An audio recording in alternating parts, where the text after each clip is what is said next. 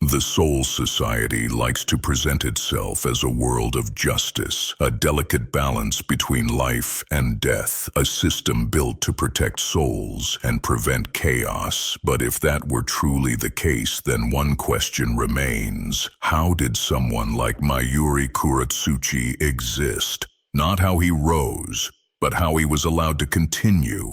Mayuri was never a mistake in the system. He was never an exception. He was never an unintended flaw. He was a natural result. From the very beginning, Mayuri did not hide. He did not work in secret. He did not act like a shadowy villain. His experiments were known. His cruelty was visible. His failures were public. And yet he was never stopped, never punished, never truly questioned. The Soul Society saw everything and allowed everything because Mayuri served a purpose no one wanted to admit. While captains spoke of honor, someone had to deal with the reality of war. Enemies are not always defeated by ideals. Threats are not dismantled by speeches. Sometimes victory requires someone who does not hesitate, someone who does not pause at morality, someone who sees souls not as lives but as materials. That is where Mayuri stood, not as a hero, not as a savior, but as a tool that does what others refuse to do and then becomes the object of their disgust once the results are achieved. Experiments on souls, alteration of bodies, turning suffering into data. All of it happened not because the system was weak, but because it chose efficiency over ethics. Central 46 knew, the captains knew, the entire system benefited, but silence was cheaper than accountability. As long as results existed, morality became optional. Mayuri was not protected despite his actions. He was protected because of them. And here lies the true contradiction.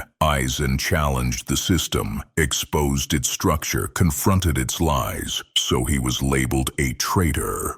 Mayuri, on the other hand, served the system exactly as it was. He did not ask why it was broken. He asked how to use it, and the system rewarded him. In every major war, when ideals collapsed and traditional strength failed, who did the Soul Society rely on? Not principles, not honor, but Mayuri. Again and again, when swords were not enough, experiments succeeded. When courage failed, cold calculation prevailed, and each time, once the danger passed, they returned to condemning the very man they depended on. Mayuri was the mirror they refused to look into for too long because he reflected an uncomfortable truth that the system values survival over justice, control over compassion, results over lives. Mayuri did not break the rules of the Soul Society. He followed them perfectly, and that is what made him more dangerous than any rebel. A rebel is hunted, a weapon is used and then discarded. But the real question is not whether Mayuri is a monster.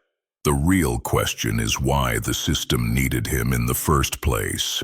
And if this world continues to operate on the same values, the same silence, the same priorities, then how many more like him will it require? Maybe not with the same face, maybe not with the same methods, but with the same core. Mayuri was never the problem. He was the proof. Proof that the Soul Society does not create monsters by accident. It creates them when it needs them.